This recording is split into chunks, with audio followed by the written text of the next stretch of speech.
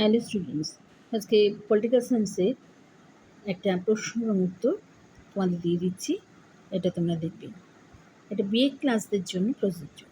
তো ব্রাজিলের সাংবিধানিক সংস্কৃতির বৈশিষ্ট্য লেখো। অর ব্রাজিলের 1988 সালের সাংবিধানিক মৌলিক বৈশিষ্ট্যগুলি আলোচনা করো। তো এই প্রসঙ্গে একদম ডিরেক্ট আমি চলে যাই মৌলিক বৈশিষ্ট্যর ক্ষেত্রে। মৌলিক বৈশিষ্ট্য হিসেবে বলি যে পৃথিবীর অন্যান্য দেশের মতো ব্রাজিলের সংবিধানেও একটা প্রস্তাবনা যুক্ত করা হয়েছে।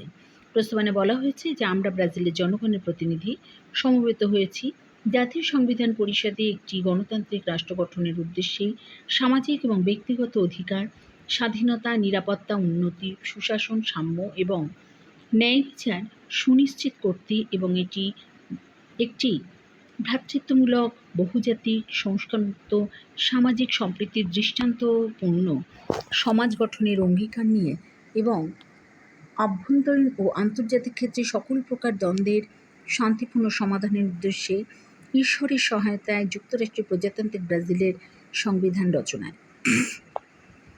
এটা হলো 1 নম্বর বৈশিষ্ট্য হিসেবে বলছি। তো প্রথম অংশে প্রজাতন্ত্রের মৌলিক নীতিগুলি ঘোষিত হয়েছে। এই অংশে কেন্দ্রের অবিচ্ছেদ্য অংশ হিসাবে রাজ্য, নগর বা শহর এবং যুক্তরাষ্ট্রীয় জেলার কথা বলা হয়েছে। প্রথম অংশে কেন্দ্রের 3টি অবিচ্ছেদ্য অংশ হিসাবে শাসন বিভাগ, আইন বিভাগ এবং বিচার বিভাগের উল্লেখ আছে। যাদের প্রধান লক্ষ্যগুলো ঘোষিত হয়েছে। বলা হয়েছে জনগণই হলো সকল ক্ষমতার উৎস। জনগণ এই ক্ষমতা ভোগ করে নির্বাচিত প্রতিনিধিদের মাধ্যমে অথবা সরাসরি সংবিধানের মাধ্যমে। তো ব্রাজিলের এই সংবিধানের বেশ বৈশিষ্ট্য হিসাবে বেশ কিছু এখানে দিয়ে দিলাম।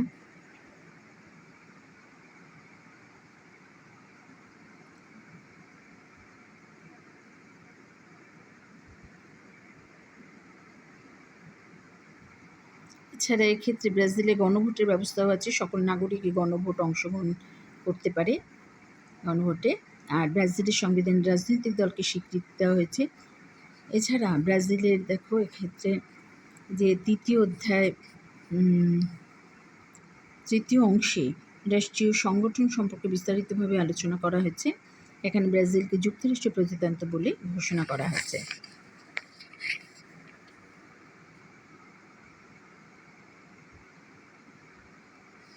এক্ষেত্রে বেশ খানিকটা দিয়ে দিচ্ছি।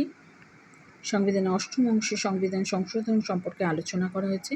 বলা হয়েছে সংবিধান সংশোধনের প্রস্তাব তুলতে পারবে 1 হচ্ছে সেনেট, 2 হলো রাষ্ট্রপতি। তবে সেনেটের কিন্তু 1/3 সদস্য দরকার হয়। আর রাষ্ট্রপতি আর রাজ্যের অন্তত অর্ধেক আইনসভা এগুলো রাষ্ট্রপতি স্বাক্ষর করলে সেটা তখন কার্যকর হবে। আচ্ছা, এইভাবেই ব্রাজিলের সংবিধানের সবটাই মোটামুটি দিয়ে দিলাম। এখানে নেক্সট কনক্লুশন লিখবে। আজকের আলোচ্য বিষয় ছিল ব্রাজিলের সংবিধানের মৌলিক বৈশিষ্ট্য।